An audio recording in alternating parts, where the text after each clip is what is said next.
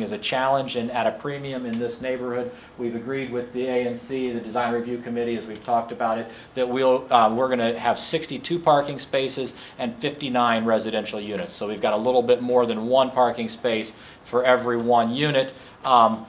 That's not finally designed, so there's a little bit of wiggle room. We've agreed that we'll have at least one parking space for every unit is the plan. So right now the design has a few more. I think we'll probably lose one or two of those when we put the Pepco vaults and all of that into the space. So we're targeting one parking space for each unit. And we are, by code, we would need to have one we need to have two 30-foot truck berths and one 20-foot truck berth, so that would be, the loading dock space. We're going to ask for one space that would accommodate a 55-foot truck, so not two, and one space that would accommodate a 20-foot truck. As I said, this is a 59-unit apartment building, condo building, with retail space on the ground floor. So there's not going to be the amount of loading and unloading that that oftentimes is contemplated by those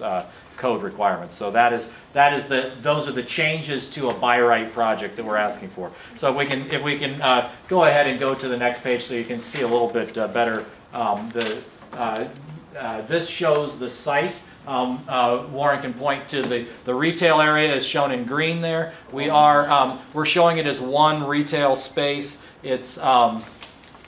It is, let's see, square footage of the retail space is approximately 6,000 square feet of retail. So it's likely to be more than one operation. We don't have tenants yet. We, as Warren and our company, we're both very involved in the neighborhood, very active in the retail space in the neighborhood. We've got, Mockingbird Hill, Right Proper Brew Pub, Uprising Cafe, El Centro. I mean, there's sort of a variety of spaces in the neighborhood that we're involved with. We understand that there's a lot of bar-driven restaurant concepts now. We really would like to bring a different type of retailer to this space. We'll be back to you as that lease up progresses. Talking about. We understand what's at City Market at O. We understand what's in the rest of the Shaw neighborhood, 9th Street, et cetera. So we're looking for a little bit different retailer. We don't have them identified yet. Just to piggyback on that, Stan, we did understand all the neighborhood's concerns when we did go through the solicitation for the larger site, and we do want to still live up to most of those expectations as it relates to the retail. We're not going away from our program. We realize that there are a lot of family style needs that have not yet made it to the community. Yeah, more of the diner style or family style restaurants as opposed to bar driven concepts. And not that there's anything wrong with the bar driven. We've got plenty of those bar driven concepts in our other projects, but there's getting to be quite a few of them. So, and part of that discussion with Joe's concept tonight, and we understand that sensitivity. So it is 6,000 square feet. We'll be back to you as that leases up with different ideas. The one on the right is showing a typical floor plan. You'll see we've got what we call flats or single level units to the O Street end, and as you wrap around the block, that is more of a townhouse style, although it is in a condo building. Those are two-story units that are a little bit narrower, but they're taller, so they've got two-story spaces, a lot of outdoor space. The level there that you're seeing shows a green area in the back. That green area is over the loading dock, so that's amenity space for the people in the building. So it'd be an outdoor area. You see it's across a hallway, so it would be sort of like an outdoor seating area for people in the building, perhaps a place to let your dog out, that kind of thing, but it is it's green area over top of the loading dock. So to go to the next page shows you our north elevation. It's a little bit hard to get the detail there from this level of rendering, but you'll see there's a precast element to the top, which is sort of over the windows that has a bit of a design in it. The Esikoff and Associates is the architect here. I don't know if you can zoom. Yeah, you can zoom in on it. You get a little bit of that detailing. So this is Esikoff is known for, you know, we could go through a variety of their projects. They've got a lot of projects in Shaw, Mass Avenue, the Whitman over by the Convention Center. So this is a very classically designed, detailed building that will have, you know, very detailed brickwork, precast work. So it is, as Veronica sort of scrolls through, you can see sort of the level of detail. This is intended to be a classic, sort of, you know, almost an apartment take on a New York brownstone is sort of the feel we're going for. So you see the large double height openings. That is to relate to the unit inside. So a unit will be 2-story in those spaces, and have outdoor space as well as double height windows within it. So you flip around to the next slide, shows you the west elevation, which is the side that's visible from 9th Street side. Again, you can see, we start to see a little bit of the setbacks, the contouring of the building as you go up, as well as if you zoom out, you can see the lower level, the lower 2 floors are at the street level. You've got sort of a high bay, 14.5, 15-foot bay at the retail level, and then it steps out as you go up. I'll show you the. Quickly, we'll go to the east elevation, which is not as visible because that's going to be hidden by the project that's built by Roadside on the parking lot and across the alley. So that's that really, like I said, isn't going to be a very visible view because of the building that'll be planned on the parking lot next to it. So then we show a cross section, which I'm going to skip right from that one to the next slide shows you the very same image, but with some coloring to highlight some detail. So what we're showing there, the bold yellow line, which goes at an angle there, Veronica's marking that. That shows where a matter of right project, if we did a PUD that was to the maximum allowable, would be to that yellow. So we would have those yellow areas could be built on by right under a PUD. What we're proposing is shown in the dark bold that's highlighted with the red behind it. So we're trying to set this back, so that it's not as visible from the street below or from down, you know, as you're coming down 9th Street and looking at the, we want it to be set back so that it just creates, we think it's a more sort of, you know, it's more appropriate for the historic district and the rest of the neighborhood. You also can see from this cross-section view that we've got hallways only on every other floor as you go up from that side view. So that sort of, again, highlighting the fact that we've got double height 2-story spaces inside the building. And then you get a little bit of a sense of where the outdoor space I talked about above the parking or the loading access is. Right there. So again, it sets back from the alley to create that space, and it also steps back as you go up. So then we've got a couple of sort of computer rendered views. If you can zoom out so you can get the full. So that's the street perspective looking eastbound on O Street. You can see the hotel at the City Market on the left side of the page.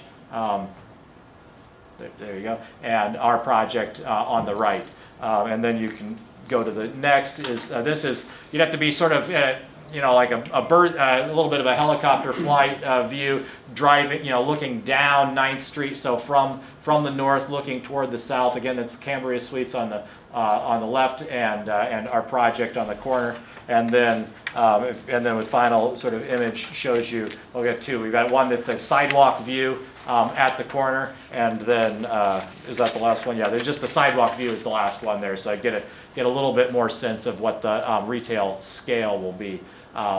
So we're happy to answer questions. As I said, we presented this to the design subcommittee of the ANC. We would like your support for this design and the massing to go through HPRB. We'll be back to you for the PUD, which we'll talk more about specific construction details, construction management plan, all of that sort of thing at that time. Yes? So the loading dock side, which is 8th Street, correct? The loading dock. The loading dock. The loading dock's off the alley, so you come in. So show that, I guess I'm a little confused then. Yeah. So those bays were for your garages, or what is on these? What's that, go back to that slide, what is that, those are the lower things, or what? This is the. That's the alley side view, and that is the loading doors. Oh, that's the outside. And the garage door. Yeah, so there's a parking access as well as loading access. So that's, yeah, if you want to go to site plan and show her where the, from the site plan. The alley would run N Street. Right there. Okay. So So how wide is that alley? That like a? it's a 10-foot wide alley, but we're setting back inside our property to create space for the turning.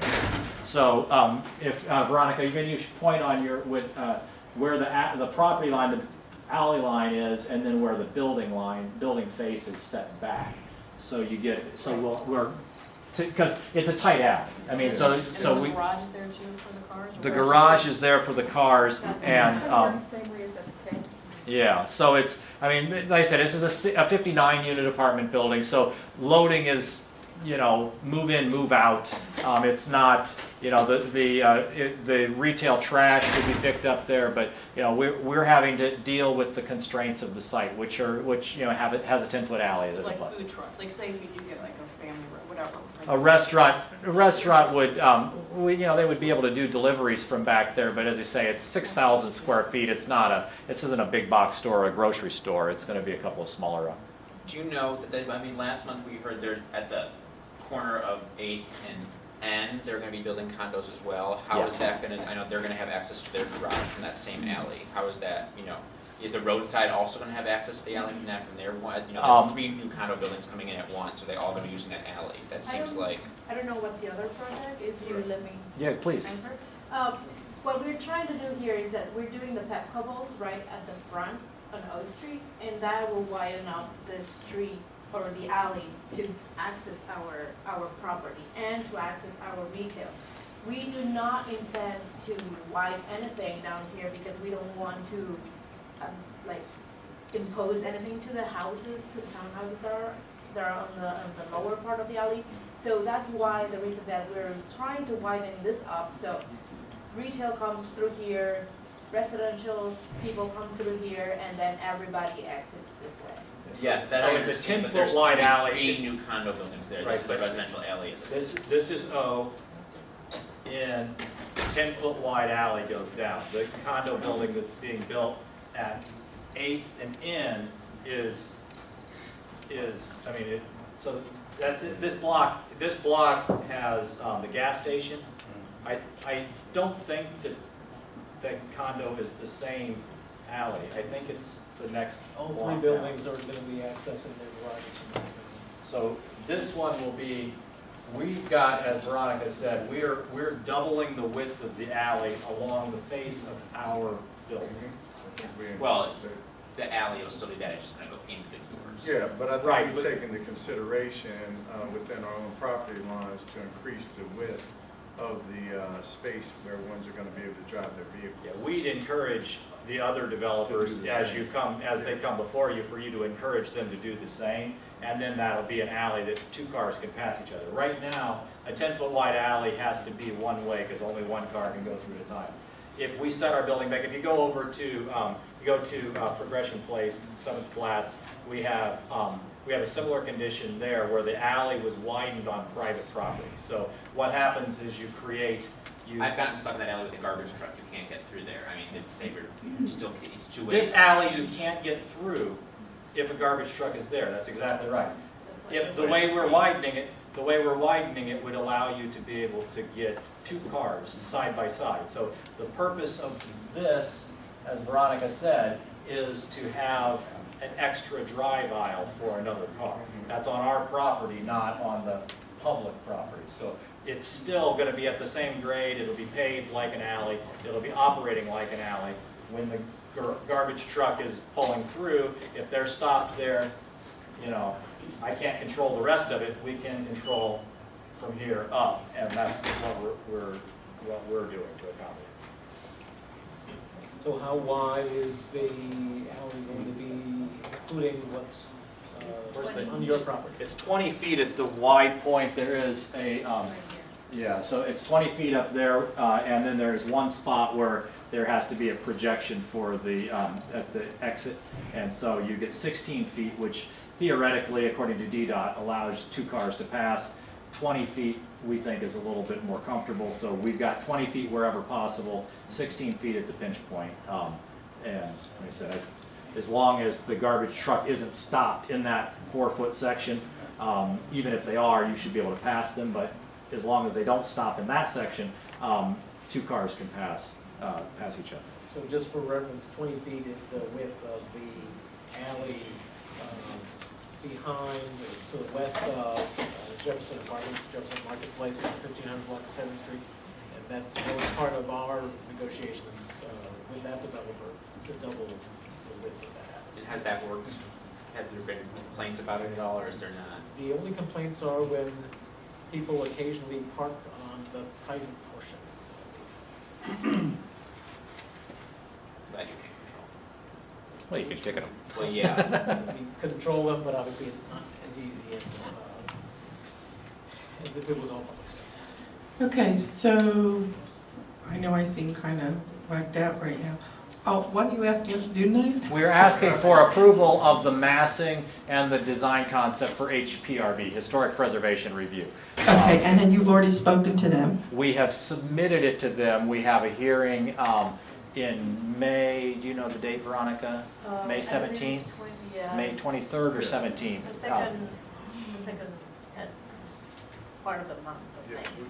yeah. Okay. And we went earlier and talked to Steve Colcat, so he knows, he's familiar with the design. And he was okay with it? Well, he hasn't issued his staff report. They'll issue the staff report after the, A and C. So we're asking for A and C support for this. We've asked for the staff report, but they'll issue that before the hearing. Gotcha, okay. This is in your area? No, it's actually in Frank's. Oh. Dispense with it. Did you want to report on the committee's recommendation? Sure. At committee, this is the first time we met 2 weeks ahead of this meeting, so I have to stop and go back. But the committee did look at all the plans and talk about the different aspects of the new building, and the committee voted to support the concept to historic, I forget, 4-0? Okay. So,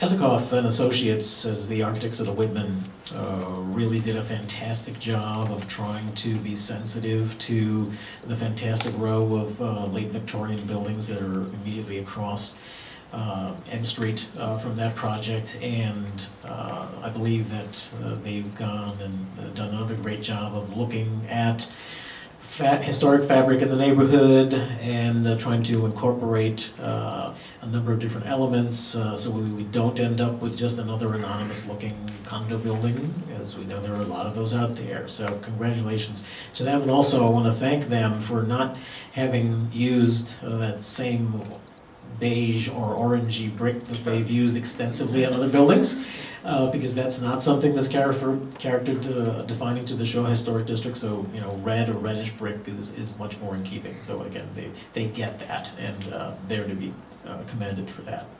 So on behalf of Commissioner Wiggins, I'd like to make a motion that ANC 6E support the proposed massing and elevations for 810 O Street Northwest, and that we communicate that recommendation to the Historic Preservation Review Board.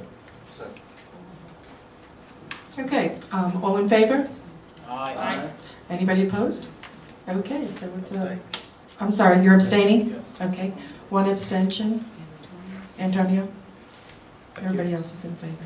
Thank you, gentlemen. Thank See you you in very a much. month or 2. Yeah. Yeah, okay. Oh, do you have an extra copy of that handout?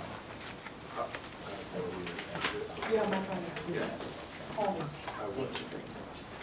Please, Yes. it's about something else. Um, Okay. No matter what it is, I'll call. Thank you. I know you've been sitting here a long time and you're saying, oh my God, are you ever going to get to me? 1546 New Jersey Avenue. Hello, my name is Navid, and this is Frederick, and we're working on the renovation of 1546 New Jersey Ave Northwest. This is a residential 2-story home closest to the corner of New Jersey and Q. We are here to win your support today about our renovation project where we're converting this 2-unit row house to 3 and it requires us to pass some minor special exceptions and variances that Frederick can tell you more about in detail. Hi, so we're very excited to be part of Shaw, the neighborhood, and to start our project. If you want, I can refresh your memory with the floor plans. One for each. I don't believe in killing trees. I brought one from the other meeting. Okay. Sorry. Likewise. So we have a PDF form. What's that? Yeah, of course. And then some pictures. The project will create 2 parking spaces. Right now, the unit has 0 parking spaces. The footprint of the building remains the same, and it's also non-historic. So basically, we are asking for a variance from a lot area requirement. That's a 16% deviation. There are 4 regulations stipulates that for each unit you need 900 square feet of lot area to be able to add to build the amount of units. So we are missing basically 145 square feet per unit, which requires us to ask for that variance for the lot area. And also we are adding a egress to the back of the building, which create a back staircase. The staircase counts towards the lot occupancy of the building. The building currently is 64%. By adding the staircase and a small 3 feet balcony to the unit, we are increasing our lot occupancy to 70%, and that's the other reason why we need, why we're asking for a variance. The third is a special exception, which is basically a roof structure setback that we are required to ask for the setback to the side to allow for access to our roof. Okay. And we have a letter for you. Yeah, we have letters of support. We have letters of support, and we also have a letter that we won't have any construction ever before 8 a.m. We have a special copy for you. I'm framing it. For those of you who do not know, been living in a construction zone for the last 8 years, and one of the things that I decided to throw out to different developers and different folks doing construction, instead of starting their construction at 7, could they start at 8? Most of us are up getting ready for work, and it's not offensive to us. And it also means that those trucks that usually come at 5 a.m. and 6 a.m. don't have to get there at 5 and 6. They can get there between 7 and 8 and be totally less disruptive to people in the neighborhood. So I hope you guys support that thing on my pedestal. Well, Mark, I'd like to ask you about that. Has it been your experience that they just work an hour later, or that the project takes longer because you're taking away an hour of work time in the morning? That's really their option. But They it can. impacts the neighborhood, and you're not asking the neighborhood, you're imposing this at your fiat. So I think you should figure out what the effect is before you impose it. The idea of starting at 8 versus 7, if you're opposed to that, there is nothing in the law that says they have to start at 7. But if a project would take 10 weeks starting at 7, or 8 weeks starting at 8, I mean, vice versa.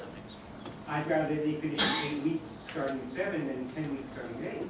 So I'm just saying, there could be unintended consequences that you should think about. Okay. I don't know if you're right or wrong. I'm just saying you should think about it. Cool. So Marge and I had a little discussion last week about this.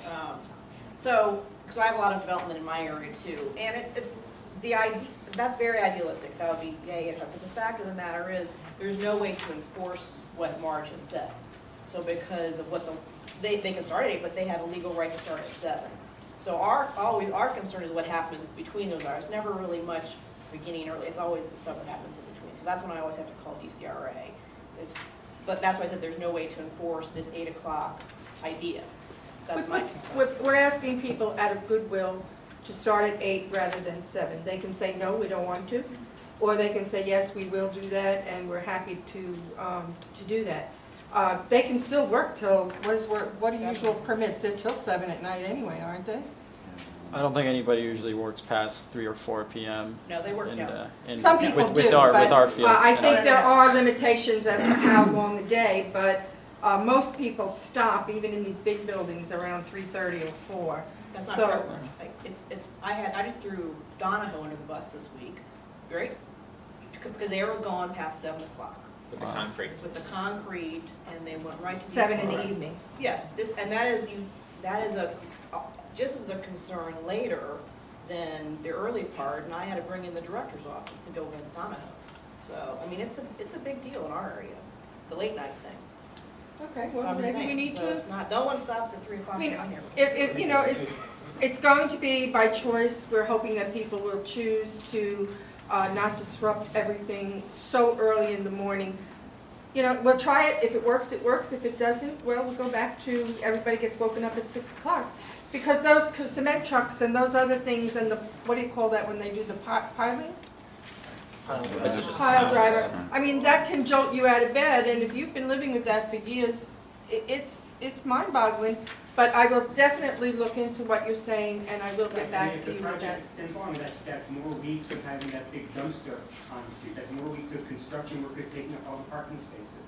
So if it lengthens the project, you need to think about whether it's worth it. Okay, I mean, certainly we'll look into it, and these guys have the right to say no if they don't want to do it too. So they've agreed, and we're happy that, We'll I'm ask with our happy. neighbors. We can see what And we our think that neighbors, especially this is a row house, neighbors on either side probably do not want to have stuff going on that early in the morning.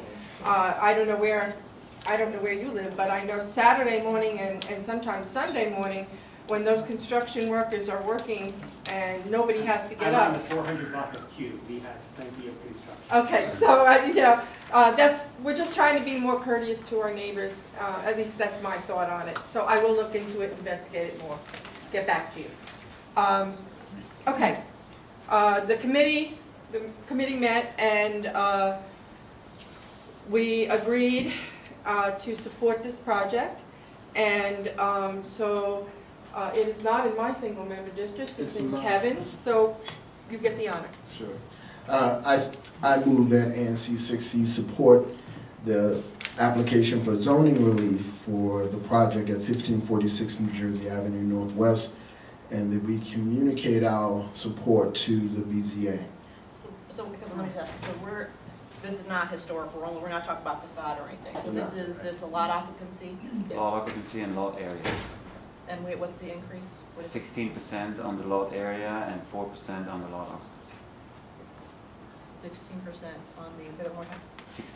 16% on the lot area, minimum lot area requirement, and 4% or 5% on the lot occupancy.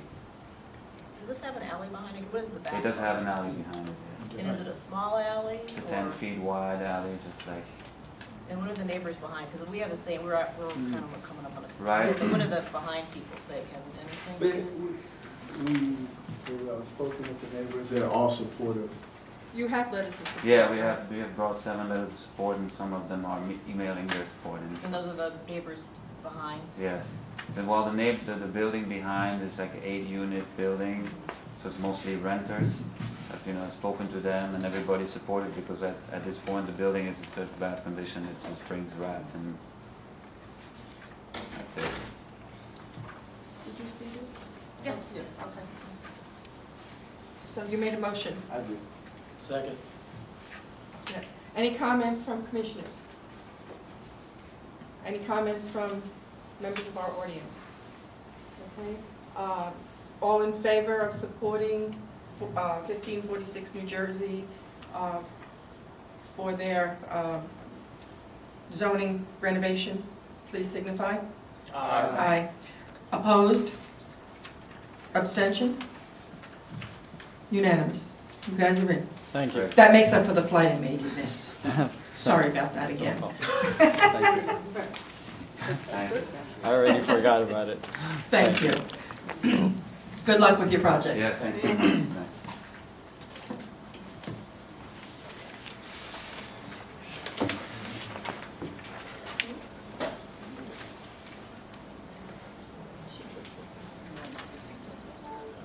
Oh, here. What are we doing? We're talking whether it's whatever.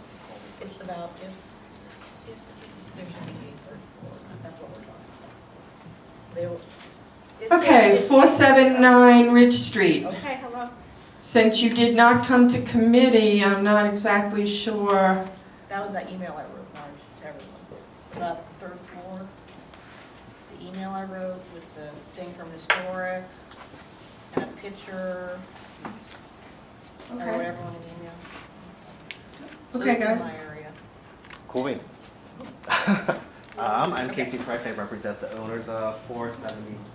So this is my area, and this is on Ridge Street, and I currently have, I think this will be project number 6 on Ridge Street. This is the hot button street of the moment for 6E04, to say the least, am I correct? So there's a strong sentiment from the constituents there, but go ahead with your presentation. And tell them, if you would, specifically what we're talking about. It's a third floor. We're specifically talking about a 3-story rear addition to the existing 2-story wood frame structure on 479 Ridge Street. So we are asking for a 60% lot coverage to the existing, roughly about 45% is where we're at currently. But we're just doing historic. There's no Correct. zone. This is all historic. Only historic approval. We're allowed to go up to the new 35 feet, which we're not going up to. We're going up to 27 feet. We can still lower it by about 4.5 inches, which will keep 8-foot ceiling heights, which are a little bit low, but we're definitely willing to go that route. We would be roughly 1'5" below the existing front ridge, so we would not be visible from public. And from the existing roof line, we'd be up not even 4 feet. So I think it fits contextually with the additions that have been approved by historic. So I don't think we're asking for any precedent-setting addition. Okay. So in the scale of things, this is a minor thing, but for this street, it is a big deal at the moment. And the question I have for you, because I wrote Brendan Meyer. So he was comparing it to 481. Correct. Which has